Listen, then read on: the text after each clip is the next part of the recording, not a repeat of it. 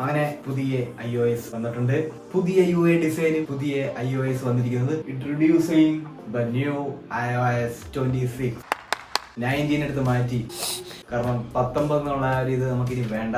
ഇനി തൊട്ട് ആപ്പിളിന്റെ OS ഒക്കെ ഇനി എല്ലാം ഒരേ ഒരു പേരിലേക്ക് അറിയപ്പെടുന്നത്, അതാണ് 26. ഇനി അടുത്തത് 27 ആണോ അതോ 26 കുറഞ്ഞ് 25 ആവോ എന്ന് അറിഞ്ഞുകൂടാ. നീ തോന്നുന്നു 2026 ഒരു 26 തോന്നുന്നു. അങ്ങനെ ആ രീതിയിലാണ് തോന്നുന്നു കൊടുത്തിട്ടുള്ളതെന്ന് തോന്നുന്നു. കാണാനൊക്കെ ഉള്ളു. അപ്പൊ ഇന്ന് അതിനെ കുറിച്ചാണ് ഞാൻ സംസാരിക്കാൻ പോകുന്നത്. അങ്ങനെ ജൂൺ 9 ഒരു വളരെ ഒരു എക്സൈറ്റിംഗ് ഡേ ആയിരുന്നു. ഞാൻ രാവിലെ എണീറ്റപ്പോ തന്നെ WWDC രാത്രി 10:30 ഉണ്ടല്ലോ എന്ന് പറഞ്ഞുള്ള ആ ഒരു സന്തോഷത്തിലാണ് എണീറ്റത്. എനിക്ക് ഭയങ്കര ഇഷ്ടമാണ് ആപ്പിളിന്റെ ഓരോ ഇവന്റ് കാണാനൊക്കെ. അങ്ങനെ രാത്രി 10:30 കാത്തിരുന്നു.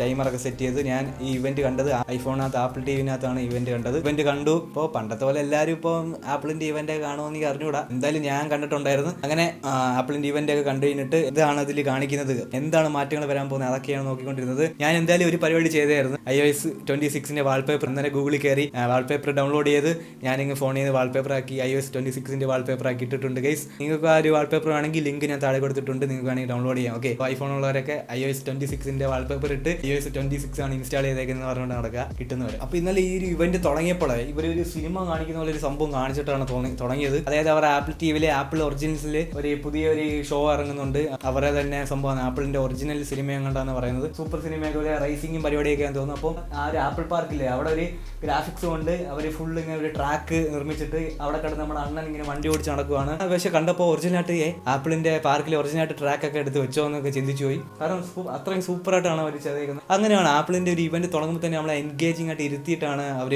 ആ ഇവന്റ് തുടങ്ങുന്നത്. നമ്മൾ ഫുള്ള് കണ്ടിരുന്നു. അങ്ങനെയാണ് സംഭവം. ടിമ്മണനൊക്കെ ഭയങ്കര ഹെഡ്സെറ്റ് ഒക്കെ വെച്ച് ഭയങ്കര കൺട്രോളിങ് മൂഡിലാണ് ഗൈസ്. കുറച്ച് കഴിയുമ്പോൾ ഇനി ഗുഡ് മോർണിംഗ് ഹലോ എന്ന് പറഞ്ഞുകൊണ്ട് വരും. ഹലോ ഗുഡ് മോർണിംഗ് എന്ന് പറഞ്ഞുകൊണ്ട് അവിടെ ടിമ്മണ്ണൻ വന്നിട്ടുണ്ട് പുതിയ സംഭവങ്ങൾ പറയാൻ വേണ്ടി. So excited bro. ഇതാണ് സംഭവം. ഇതിനെ കുറിച്ചാണ് അവർ പറഞ്ഞുകൊണ്ടിരുന്നത്. അപ്പോൾ 2025 WWDC കാണാൻ വേണ്ടി റെഡിയായി. അപ്പോൾ ഈ വർഷത്തെ സോഫ്റ്റ്വെയർ എക്സ്പീരിയൻസ് എക്സൈറ്റിംഗ് സംഭവങ്ങളൊക്കെയാണ് വന്നിരിക്കുന്നത്. അതാണ് വണ്ടി ഓടിച്ച ആള്. അപ്പോൾ ഇതിനകത്ത് പുതിയ iOS 26 കുറച്ച് പുതിയ മാറ്റങ്ങൾ വരുത്തിയിട്ടുണ്ട്. കോളിംഗ് ആപ്പിനകത്തൊക്കെ കുറച്ച് സംഭവങ്ങളും പരിപാടികളൊക്കെ വന്നിട്ടുണ്ട്. പിന്നെ ആൻഡ്രോയിഡിൽ സർക്കിൾ ടു സെർച്ച് എന്ന് പറയുന്ന സംഭവമില്ലേ, അതിന്റെ കൂട്ട് നമ്മൾ ആപ്പിളിന് വന്നിട്ടുണ്ട്. സ്ക്രീൻഷോട്ട് എടുത്തിട്ട് നമുക്ക് വേണമെങ്കിൽ കുറച്ച് കാര്യങ്ങളൊക്കെ ചെയ്യാം. പക്ഷേ ആൻഡ്രോയിഡിൽ അങ്ങനെയല്ല. കാരണം ഇതിലൊരു വ്യത്യാസം വേണ്ടേ. ആപ്പിളിൽ വേണമെങ്കിൽ സ്ക്രീൻഷോട്ട് എടുത്ത് അങ്ങനെയാണ്, ആൻഡ്രോയിഡിൽ സർക്കിൾ ടു സെർച്ച് ആണ്. അപ്പോൾ ആപ്പിളിനുമായി ആൻഡ്രോയിഡിനുമായി മറ്റേ ആ പരിപാടി. കോളർ ആപ്പിനകത്ത് കുറച്ച് വെറൈറ്റി പരിപാടി വന്നിട്ടുണ്ട്. 2-3 സാധനങ്ങൾ വന്നിട്ടുണ്ട്. അതിനെ കുറിച്ച് ഞാൻ കൂടുതൽ പറയുന്നില്ല, കാരണം ഞാനത് നോക്കിയിട്ടില്ല. പക്ഷെ വന്നിരിക്കുന്ന വെച്ചാൽ കുറച്ച് യൂസ്ഫുൾ ആയിട്ടുള്ള കാര്യങ്ങളാണ്.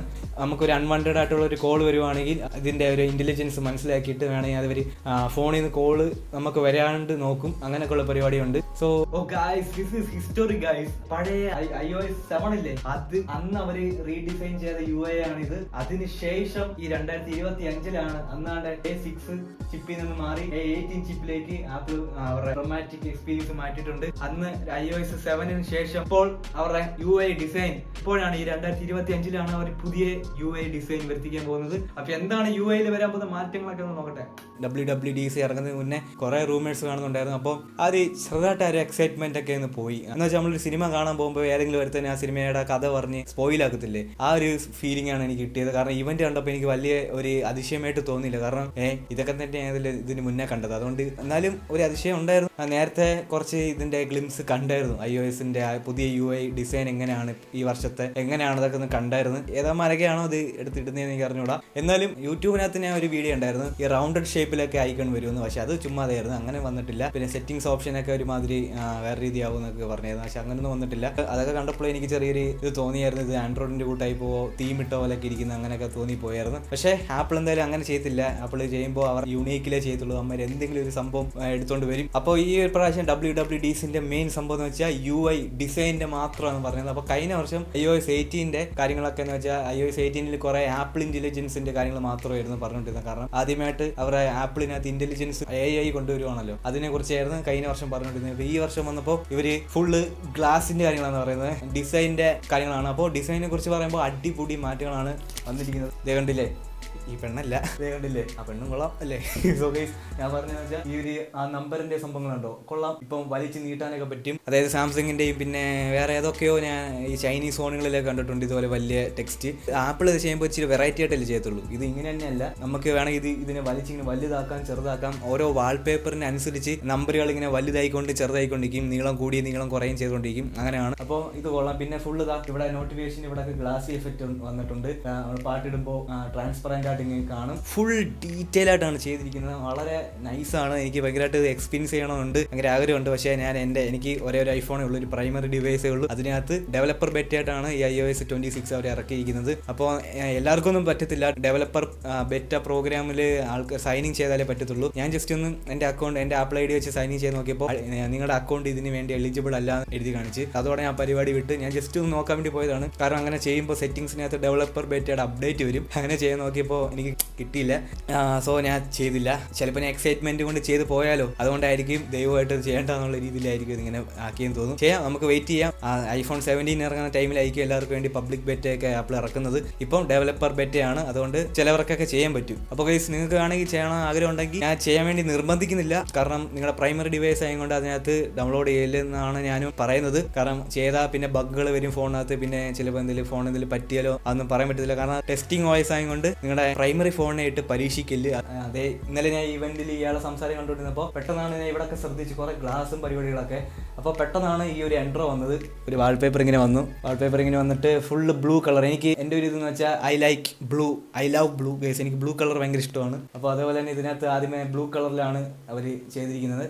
കണ്ടാ, ആ ഫോട്ടോസ് ആപ്പിൻ്റെ ഐക്കണും സഫാരിയുടെ ഐക്കണൊക്കെ ഇങ്ങനെ 3D എഫക്റ്റ് ആയിട്ട് വന്നിരിക്കുന്നു. ഓ കൊള്ളല്ലേ. ഓക്കെ, എന്നാലും ഇത് കാണുമ്പോഴേ ചെറുതായിട്ടൊരു ഷവോമി ഫീൽ, പണ്ടത്തെ ഷവോമിയുടെ Note 10 Pro Max അതിനകത്തേക്കുള്ള ഒരു വാൾപേപ്പറിൻ്റെ കൂട്ടൊക്കെ തോന്നി. പിന്നെ ഒരു ചെറുതായിട്ടൊരു ഓപ്പോയുടെ ഒരു വാൾപേപ്പർ പോലെ എനിക്ക് ചെറുതായിട്ടൊന്ന് ഫീൽ ചെയ്തു. ഇതേ കണ്ട, ഇത് ഞാൻ പണ്ട് യൂസ് ചെയ്ത ഓപ്പോ Reno 6 Pro ആണ്. അപ്പോൾ ഇത് ഓപ്പോ ഫോണാണ്. ഇതിൻ്റെ വാൾപേപ്പർ നോക്കിയാണേ, കണ്ടോ, ഇതും ചെറുതായിട്ട് സെയിം അതുപോലെയൊക്കെ അല്ലേ. ഇതാണ്ട് ഈ ഒരു വാൾപേപ്പറും പിന്നെ ഇവിടെ കുറേ അതേപോലെ സെയിം വാൾപേപ്പറൊക്കെ ഉണ്ട്, കണ്ടോ. ജസ്റ്റ് ഒന്ന് കാണിച്ചതേ ഉള്ളൂ. കാണാൻ ചെറുതായിട്ട് ഓപ്പോയുടെ വാൾപേപ്പർ പോലെയൊക്കെ ഉണ്ട്, അങ്ങനെ തോന്നിക്കൊണ്ട് കാണിച്ചതാണ്. പക്ഷെ അല്ല, എന്തായാലും നോക്കുമ്പോൾ ഇത് ആപ്പിളിന്റെ iOS വാൾപേപ്പർ തന്നെയാണ്. എന്തായാലും iOSനൊക്കെ അല്ലേ ഓപ്പോ കോപ്പി എടുക്കുന്നത്. സോ ഗൈസ്, അതുകൊണ്ട് കുഴപ്പമില്ല. ആപ്പിളിന് അവർക്ക് എന്ത് വേണമെങ്കിൽ ചെയ്യാം, അവർക്കൊരു മടിയില്ല. ആപ്പിൾ ചെയ്യുന്ന കണ്ടിട്ടല്ലേ ചില കമ്പനീസ് ഒക്കെ ചെയ്യുന്നത്. സോ ഞാൻ അത് പറഞ്ഞില്ല. ഐക്കൺസ് എല്ലാം മാറ്റിയിട്ടുണ്ട്. സെറ്റിംഗ്സിന്റെ ഐക്കൺ ചേഞ്ച് ചെയ്തിട്ടുണ്ട് ആപ്പിള്. ക്യാമറയുടെ ആപ്ലിക്കേഷൻ ഐക്കണും ചേഞ്ച് ചെയ്തിട്ടുണ്ട്. ഞാൻ ഇതിൽ റൂമേഴ്സിലൊക്കെ കണ്ടപ്പോൾ ഫുള്ള് റൗണ്ട് ആയിരുന്നു. മറ്റേ വിഷൻ പ്രോവിനകത്തുള്ള ആപ്പിന്റെ ഐക്കൺസ് ഇല്ല, അതേപോലെ ആക്കുമെന്നാണ് വിചാരിച്ചത്. പക്ഷെ അത്ര അല്ല, എന്നാലും ഒരു കർവ് അവരാക്കിയിട്ടുണ്ട്, കണ്ടില്ലേ. പിന്നെ നോട്ട്സ് ആപ്പിലും ക്ലോക്കിന്റെ ആപ്സിലൊക്കെ അവർ മാറ്റം വരുത്തിയിട്ടുണ്ട്. പിന്നെ പുതിയ വാൾപേപ്പർ എനിക്ക് ഇഷ്ടപ്പെട്ടു. ആപ്പിൾ ഇപ്പോൾ ഫുള്ള് ബ്ലൂവിലാണ് ഇങ്ങനെ ഇരിക്കുന്നത്. ഇപ്പോൾ ലാസ്റ്റ് ഇറങ്ങിയ iPhone 16ലും ഒരു 18ലെ മെയിൻ കളർ എന്ന് വെച്ചാൽ അൾട്രാ മെറീൻ എന്ന് വെച്ചാൽ ബ്ലൂ കളറായിരുന്നു. അതായിരുന്നു പക്ഷേ എനിക്ക് എടുക്കണം താല്പര്യമുള്ള ഫോൺ. പക്ഷേ ഞാൻ എടുത്തത് iPhone 16 ബ്ലാക്ക് ഫോണാണ്, അതാണ് കിട്ടിയത്. പക്ഷേ ബ്ലൂ ഇപ്പോഴും. സോ ഗൈസ്, ഇപ്പോൾ എന്തായാലും ഈ ഒരു UIയിൽ ഇനി അടുത്തിറങ്ങാൻ പോകുന്ന iPhone 17ന്റെ എന്തെങ്കിലും റെഫറൻസ് കാണും. എന്തോ ഒരു സംഭവം വരാൻ വേണ്ടി ഇരിക്കുന്ന സുഹൃത്തുക്കളെ. iPhone 17 എന്ന് പറഞ്ഞാൽ ഫോൺ എന്തെങ്കിലും ഒരു വ്യത്യാസമുള്ള ഒരു ഫോൺ തന്നെയായിരിക്കും. അപ്പോൾ ഈ ഒരു UI തന്നെ നമുക്ക് അതിൻ്റെ ഒരു ഇത് കാണാൻ പറ്റും. അങ്ങനെയാണ് ആപ്പിൾ ചെയ്യുന്നത്. അവർ ഓരോ വർഷത്തെ ഫോണിന്റെ രീതിയിലായിരിക്കും അവരുടെ UI ഡിസൈനിങ്ങും ഫുൾ അവരുടെ ഇക്കോ സിസ്റ്റം തന്നെ ഒരു പ്രത്യേകതയാണ്. എല്ലാം ഭയങ്കര കണക്റ്റീവാണ്, ഭയങ്കര കണക്ഷനാണ് എല്ലാത്തിനും. സോ നമുക്ക് ഈ UI തന്നെ കണ്ട് നമുക്ക് ഇനി അടുത്തിറങ്ങാൻ പോകുന്ന 17നെ കുറിച്ച് ഒരു ക്ലൂ കിട്ടും എന്തുവായിരുന്നു. പിന്നെ iOSന്റെ UI മാത്രമല്ല, macOS, iPadOS, watchOS ഒക്കെ മാറിയിട്ടുണ്ട്. എല്ലാവരെയും ഫുള്ള് ഗ്ലാസ് ആണ് പിടിച്ചിരിക്കുന്നത് ആപ്പിൾ. ലിക്വിഡ് ഗ്ലാസ് എന്നാണ് ആപ്പിൾ ഇതിനെ വിളിക്കുന്നത്. അതേപോലെ തന്നെ ഇവർ ഫുള്ള് ഗ്ലാസ് വെച്ചാണ് ഫുള്ള് പരീക്ഷണം നടത്തുന്നത്. ഇതുപോലുള്ള എഫക്റ്റ് ഒക്കെ എനിക്ക് കിട്ടും. ഓ സൂപ്പർ ആണ്. ഓക്കെ ഗൈസ്, അപ്പോൾ ഞാൻ ഇതിലായിട്ട് ഇത് ഇൻസ്റ്റാൾ ചെയ്തില്ല. പിന്നെ ആ ടോഗിൾസ് ഒക്കെ എടുക്കുമ്പോഴുള്ള ഒരു ആനിമേഷൻസ് ഒക്കെ ഉണ്ടോ, വളരെ ഫ്ലൂയിഡ് ആയിട്ടുള്ള അനിമേഷനാണ്, വളരെ രസമുണ്ട് കാണാൻ. അല്ലെങ്കിൽ ആപ്പിളിന്റെ അനിമേഷനൊക്കെ ഒരു പ്രത്യേക ഇതല്ലേ. സോ എസ്തെറ്റിക്കലി കാണാൻ അടിപൊളിയാണ് കേട്ടോ, അടിപൊളിയാണ്. പിന്നെ ഞാൻ ഷസാമിന്റെ ഒക്കെ ഒരു വീഡിയോ ഉണ്ടായിരുന്നു, അതിനകത്ത് ഷസാം പറഞ്ഞൊരു സംഭവം ഉണ്ട്.